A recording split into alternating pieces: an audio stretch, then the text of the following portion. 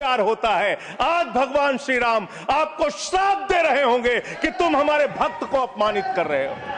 धन्यवाद मान्यवर, आपने इस महत्वपूर्ण बिल पे मुझे अपनी बात कहने का मौका दिया। मान्यवर, मुझे आज वो दृश्य याद आ रहा है जब भारत की सरकार किसानों के खिलाफ 3 काला कानून लेकर आई थी और उस समय हमने रोका था मान्यवर, निवेदन किया था, विनती की थी, हाथ जोड़ा था कि किसानों के साथ विश्वासघात मत कीजिए, लेकिन सरकार ने नहीं सुनी। सर, हमने विरोध किया, हम बेल में आए, सरकार को चिताया, हमें सस्पेंड करके बाहर कर दिया गया। सर, 7 दिन तक इसी संसद के परिसर में हम लोग निलंबित करके रखे गए। सरकार ने हमारी बात नहीं सुनी। 1.5 साल तक किसानों ने सड़क पे धरना दिया और 750 किसानों ने अपनी शहादत दी। संजय जी, उसके बाद बिल पर बोलिए। वो उसी पे बोल रहे हैं सर, इसी पे बोल रहे हैं, इसी पे बोल रहे हैं। इस देश का किसान, बोलिए, इस देश का मजदूर, इस देश का अन्नदाता। सर, आपका चेहरा आ रहा है, मेरा भाषण मेरा चल रहा है, चेहरा आपका आ रहा है। आपका इस देश का किसान, आपका आ रहा है, आपका आता है। इस देश का मजदूर, इस देश के करोड़ों लोग सड़कों पर उतरे, उनको खालिस्तानी कहा गया, पाकिस्तानी कहा गया, गोलियां चलाई गई, लाठियां चलाई गई, बड़े बड़े कील गाड़ दिए गए सड़कों पे। और 1.5 साल के बाद प्रधानमंत्री जी एक दिन प्रकट होते हैं, कहते हैं मेरी तपस्या में कमी हो गई, हम कानून वापस ले रहे हैं। आज मैं आपसे कहना चाहता हूं मान्यवर, यह ऐतिहासिक भूल आप करने जा रहे हैं, यह गुनाह और पाप आप दोबारा करने जा रहे हैं। और इस काले कानून को पास करने के बाद इस देश का मजदूर सड़कों पे उतरेगा, इस देश का किसान सड़कों पे उतरेगा, इस देश का आम आदमी सड़कों पे उतरेगा, जिसके पेट और पीठ दोनों पे आप छुरा मारने का काम कर रहे हैं। यह मैं कहना चाहता हूं मान्यवर।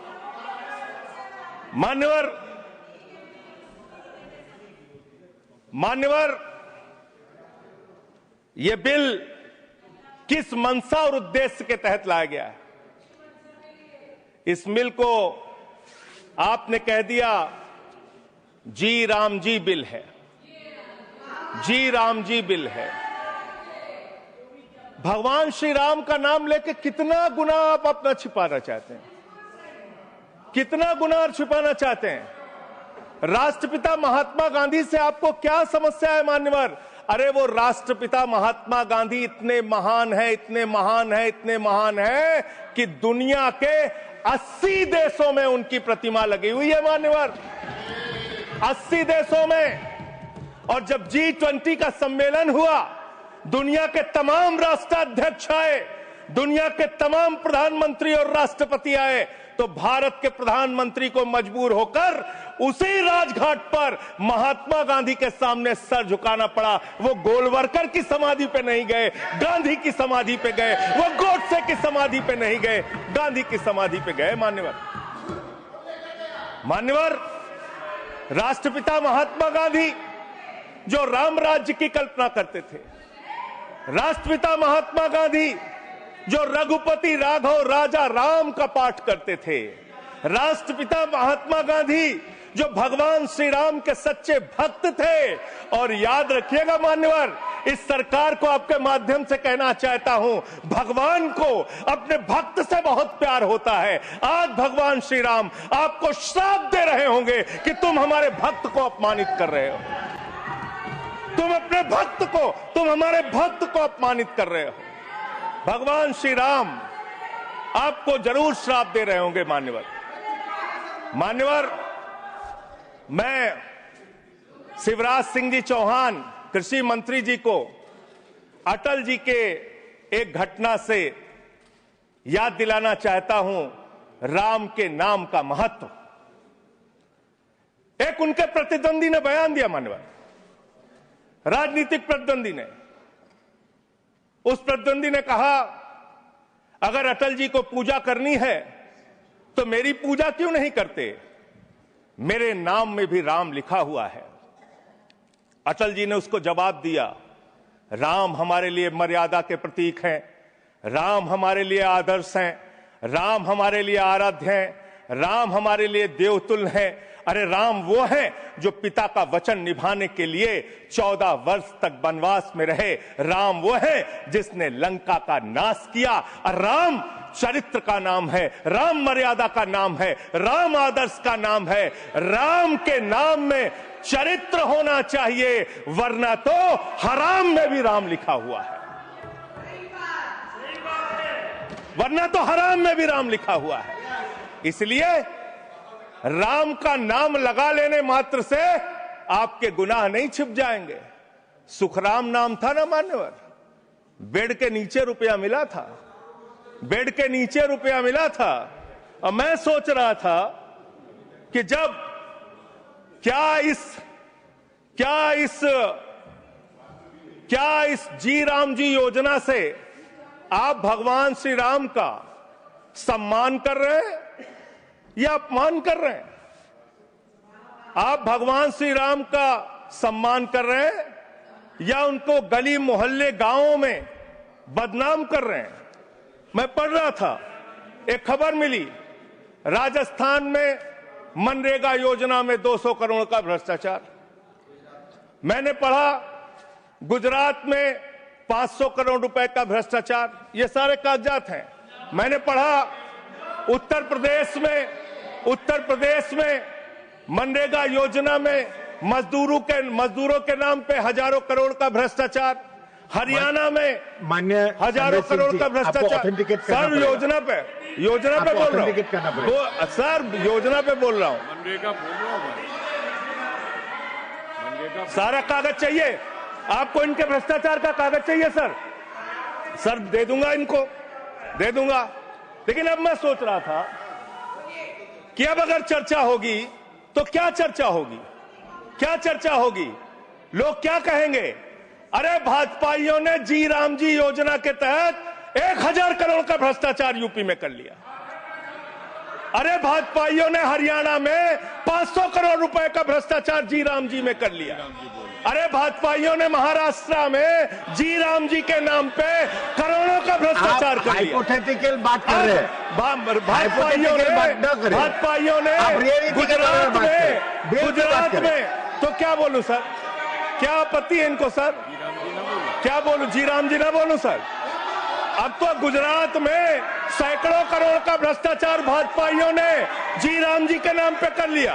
पूरे देश में गांव में बिल पास विधायक इनके बीजेपी के विधायकों ने जी राम जी योजना में भ्रष्टाचार कर लिया। तो ये आप राम को सम्मान दे रहे हैं कि राम को अपमानित कर रहे हैं?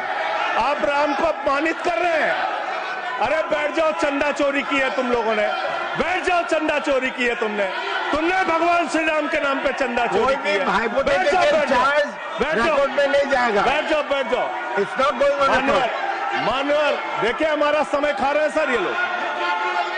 मान्यवर एक लाइन मुझे याद आती है, इस बिल को पढ़ने के बाद। मेहनत तो करता हूं फिर भी घर खाली है बाबूजी।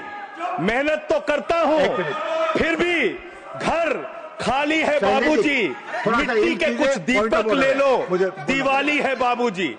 मिट्टी के कुछ दीपक ले लो, दिवाली है बाबूजी। गरीब पॉइंट ऑफ ऑर्डर 110 110। एक मिनट, 110 ऑर्डर सुन लेते हैं। It is the right of the member. Yes, it is the right. You are bringing everybody who is coming on the bail and he's asking all the things. No.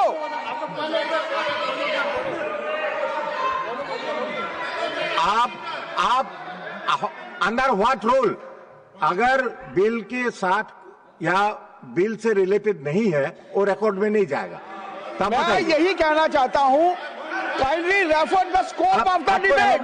He is crossing, Honorable Vice Chairman Sahab, he is crossing all the limits.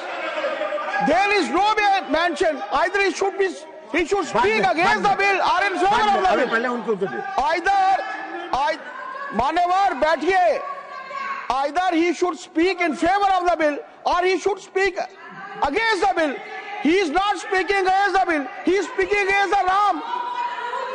How you can expect that we will agree to it? Roll बताइए, role.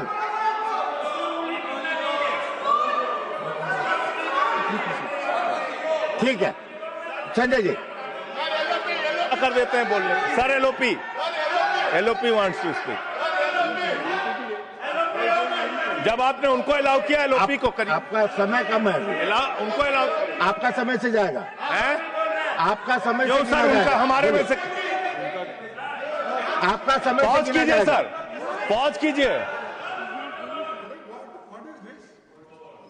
You asked me to stand. अभी नहीं, point of order मैंने सुन लिया है। देखिए, मैंने सुन लिया। No हाँ, वो देखिए, जो हाइपोथेटिकल बात है वो रिकॉर्ड में नहीं जाएगा। मैंने ऑलरेडी रूलिंग दे चुका है। बताइए। डिप्टी चेयरमैन साहब, आप बड़े सीनियर लीडर है और आप ये सब प्रोसीजर तो आपको मालूम है, फिर बताने की जरूरत नहीं है।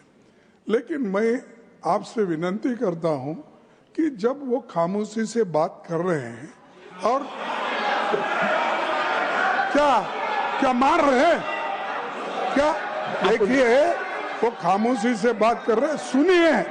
आपको अगर जचता नहीं, अगर आपको ये पसंद नहीं है तो आप उसका उत्तर बाद में दीजिए। पहले सुनिए उनका जो कहना चाहते हैं। हाँ, बोले। और उदाहरण के तौर पर अब उनको बोलने दीजिए। सारी चीजें वो उदाहरण के तौर पर बोल रहे हैं और कागज सामने रख के बोल रहे हैं, इसीलिए आप उनको परमिट देना, माननीय संजय सिंह, कहना जरा खामोश बैठ। धन्यवाद। मान्यवर, मैं भाजपाइयों के लिए, भाजपाई मित्रों के लिए एक गाना गाना चाहता हूं कि देखो ऐ दीवानों ऐसा काम ना करो, राम का नाम बदनाम ना करो, राम का नाम बदनाम ना करो। इस जी राम जी योजना के नाम पे पूरे देश में आप लोगों का जो भ्रष्टाचार है, हम नहीं चाहते कि वो हमारे आराध्य भगवान श्री राम के साथ जुड़े। आप वो भ्रष्टाचार, वो चोरी, वो सारे कुछ लूटखोरी वो जोड़ना चाहते, कमीशनखोरी राम जी के नाम से जोड़ना चाहते हैं। लेकिन मैं क्या करूं मान्यवर, मैं तो कह रहा हूं, आप फिर आ गए मान्यवर, हम लोगों को। हाँ तो मान्यवर हम तो कह रहे हैं, देखो ए दीवानों ऐसा काम ना करो, राम का नाम बदनाम ना करो। लेकिन हमारे भाजपाई मित्र कह रहे हैं राम राम जपना पराया माल अपना, राम राम जपना पराया माल अपना। इनका ध्यान लूटखोरी और भ्रष्टाचार में लगा हुआ है। इस कानून में क्या लिखा हुआ है मान्यवर? इस कानून में लिखा हुआ है मान्यवर, इसमें लिखा हुआ है कि 40% हिस्सा राज्य सरकारें देंगी, 60% हिस्सा केंद्र सरकार देगी। पहले 90% हिस्सा केंद्र सरकार देती थी, 10% हिस्सा राज्य सरकारें देती थी। आज तो ज्यादातर राज्य सरकारें आपकी नीतियों की बदौलत, आप जीएसटी का पैसा खाते हैं, राज्यों के टैक्स का पैसा खाते हैं, आपने राज्यों को खोखला कर दिया, आपने राज्यों को कर्ज में डुबा दिया। अब आप कह रहे हैं राज्य सरकारें इसमें पैसा लगाएंगी, यानी आप इस योजना को मारना चाहते हैं, आप इस देश के मजदूरों का हक मारना चाहते हैं, इस योजना को पूरी तरीके से खत्म और समाप्त करना चाहते हैं। इस मंशा से आप इस योजना को लेके आए हैं, क्योंकि राज्यों के ऊपर आज जो कर्जा है वो मैं पढ़ के आपके सामने सुनाना चाहता हूं। तमिलनाडु 8,34,000 करोड़ रुपए, उत्तर प्रदेश 7,69,000 करोड़ रुपए, महाराष्ट्र 7,22,000 करोड़ रुपए, पश्चिम बंगाल 6,58,000 करोड़ रुपए, कर्नाटक 5,57,000 करोड़ रुपए, राजस्थान 5,62,000 करोड़ रुपए, आंध्र प्रदेश 4,85,000 करोड़ रुपए, गुजरात 4,67,000 करोड़ रुपए, केरल 4,29,000 करोड़ रुपए, मध्य प्रदेश 4,18,000 करोड़ रुपए, तेलंगाना 3,89,000 करोड़ रुपए, बिहार 3,19,000 करोड़ रुपए। ये कर्जे में डूबे हुए राज्यों से आप ये कह रहे हैं कि 40% पैसा लगाओ, यानी कि सर आप ये हम बोल रहे हैं, कौन बोल रहा है सर? ये क्या हो रहा है? मैं आपसे पूछना चाहता हूं, राज्य जो कर्जे में डूबे हुए हैं, जो आप बोल रहे हैं वही रिकॉर्ड में जा रहा है। मान्यवर, मैं ये कहना चाहता हूं कि जो राज्य पहले से ही लाखों लाख करोड़ रुपए के कर्जे में डूबे हुए हैं, आप उनसे कह रहे हैं 40% पैसा आपको लगाना होगा। आप इस योजना में कह रहे हैं कि आप एरिया तय करेंगे, एरिया आप निर्धारित करेंगे कहां पे ये आपकी स्कीम लागू होगी या नहीं लागू होगी, इसको आप तय करेंगे। ये कितने 125 दिन की आप बात कर रहे हैं मान्यवर? आंकड़ा उठाकर देख लीजिए, मंत्री जी यहां पर मौजूद हैं। 100 दिन के रोजगार की गारंटी है मनरेगा योजना में, लेकिन औसतन पूरे हिंदुस्तान में 50 दिन से ज्यादा रोजगार आपने नहीं दिया। आपने मजदूरों के साथ धोखा करने का काम किया। और आंकड़े ये बताते हैं कि आपका जो बजट का निर्धारण होता है 12 करोड़ लोगों के लिए 267 रुपए के हिसाब से अगर आप मजदूरी निर्धारित करते हैं तो करीब करीब 3,13,000 करोड़ रुपए बनती है। आप उसके लिए 86,000 करोड़ रुपए का बजट रख रहे हैं। यानी कि मंशा आपकी शुरू से स्वयं यही है कि आप इस योजना के तहत लोगों को काम नहीं देना चाहते हैं, मजदूरी नहीं देना चाहते हैं। लेकिन मजदूरों के हक में, मजदूरों की आवाज उठाने वाले लोग देश भर में संगठित हो रहे हैं। ये आप दूसरा अपराध करने जा रहे हैं। मैं आपको कहना चाहता हूं, आपके माध्यम से इस सरकार को चेतावनी देना चाहता हूं। कौन सी हक की लड़ाई लड़ रहे हैं महराज मलिक, जो हमारा विधायक है जम्मू कश्मीर का? वो जमीन के हक की लड़ाई लड़ रहा था, मजदूर के हक की लड़ाई लड़ रहा था। आपने उसको पीएसए का कानून लगा के जेल में डाल दिया। कौन से हक की लड़ाई लड़ रहे थे? सोनम वांगचुक मजदूर के हक की लड़ाई लड़ रहे थे, किसान के हक की लड़ाई लड़ रहे थे, आम आदमी के हक की लड़ाई लड़ रहे थे, लद्दाख के लोगों के हक की लड़ाई लड़ रहे थे। उस सोनम वांगचुक को, जो एक पढ़े लिखे प्रतिष्ठित व्यक्ति हैं, उनको आपने पकड़कर जेल में डालने का काम किया। आप पूरे देश में जबरदस्ती मामला है जी, तो ये रिकॉर्ड में नहीं जाएगा। क्यों नहीं जाएगा सर? क्यों नहीं जाएगा सर? मजदूर के लिए लड़ने वाले क्यों नहीं जाएगा? मैटर जो है क्यों नहीं जाएंगे? वो रिकॉर्ड में नहीं जाएगा। आगे बोले सर, आगे बोले सर। मैं इस अवसर पर पंडित राम नरेश त्रिपाठी जो हमारे सुल्तानपुर के हैं, उनकी एक कविता पढ़ना चाहूंगा। ना मंदिर में, ना मस्जिद में, ना गिरजे के आसपास में, ना पर्वत पर, ना नदियों में, ना घर बैठे, ना प्रयास में, ना कुंजों में, ना उपवन में, शांति भवन या सुख निवास में, ना गाने में, ना बाने में, ना आशा में, ना ही हास में, ना छंदों में, ना प्रबंध में, ना अलंकार, ना अनुप्रास में, खोज ले कोई राम मिलेगा दीन जनों की भूख प्यास में। खोज ले कोई राम मिलेगा दीन जनों की भूख प्यास में।